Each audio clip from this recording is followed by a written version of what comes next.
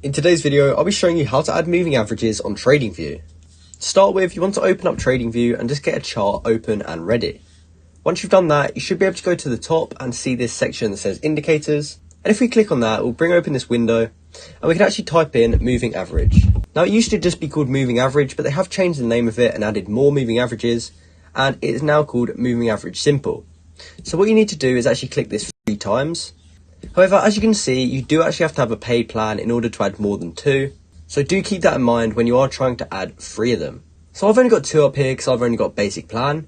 But let's just say we did have 3 here. You want to open up the settings on the first one by clicking this cog. And you want to change the length to 20. We can keep the colour as it is or change it if you like. And from there we can click OK. You then want to go down to the second one and go down to the cog. And this one we want to change it to 50. And this time we're going to go to style and we're going to change the colour so that we can see the difference between them.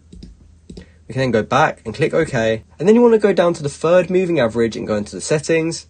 And for the third moving average, you want to change that to 200. And you just want to change the colour again.